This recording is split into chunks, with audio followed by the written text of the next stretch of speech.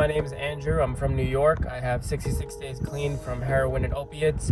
I got out of rehab the day the pandemic started, so it's been a tough road for recovery. I'm doing very well as far as the opiates and heroin go, but the one thing that I think I have a problem with now is social media addiction. I'm literally on my phone all the time, the instant news, just nonstop. I can't even sit down and watch a show or concentrate, so I think that I have a problem with that. I wake up a lot during the night, dreams, stuff like that, probably thoughts from all the stuff that I've done. I did 5 miles and worked out this morning, but the second I get home, I start freaking out, like, what am I gonna do now? I don't like the whole isolation thing. I get into my phone, start seeing all the news and all the crazy stuff, and then I immediately have to either go back outside, listen to music, and just get out of the social media world, and that's how I keep my head straight for the day. At the time Andrew recorded that video, he was 66 days clean. Today, he is 74 days clean, and Andrew Tessler joins us from his home in Long Island, New York. Andrew, let me tell you, I was watching that video, and the thought of you leaving rehab and then this grenade goes off through the globe of now we're on lockdown. Did you have that I don't want to call it a pity moment because I would have been feeling sorry for myself. Did you look up and say, are you kidding me? Why now, God? What's going on? The first week that this happened, I would say 100%.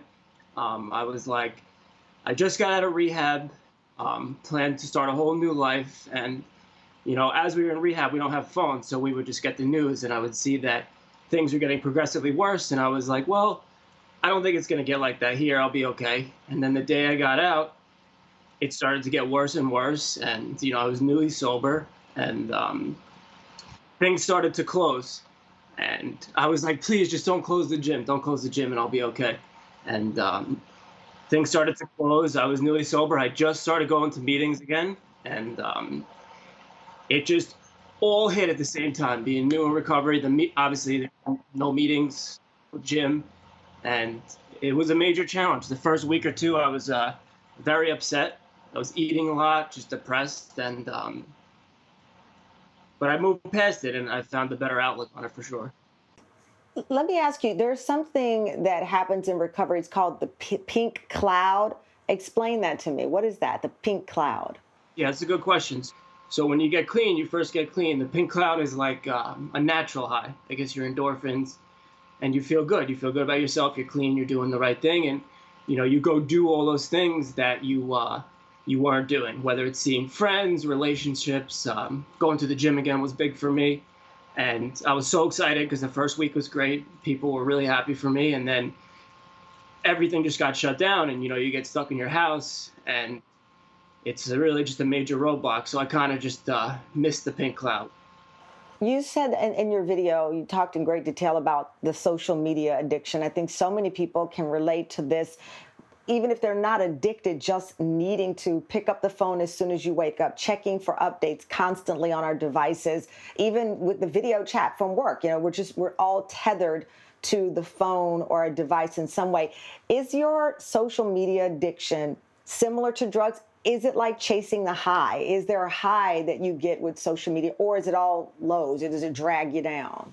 That's a good question, Shin. I mean, there's a lot of negativity on social media, especially now, and it seems like there's two sides to everything going on. But, you know, when you post something and people like it, you get that little dopamine boost. And it's not comparable to getting high off heroin per se, but I would literally put the blame on this virus and how it's been handled, as far as like with people, you know, handling it themselves with social media, people posting, and then I post something, then I get an argument, and it's hours later, and I'm trying slowly to spend less time on my phone, but it's, you know, that's where you get all your information, and that leads me to all the social media world.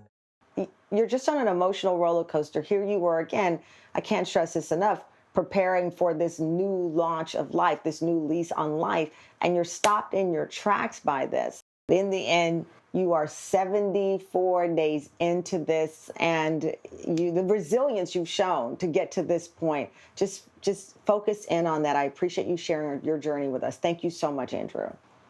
Thanks for having me.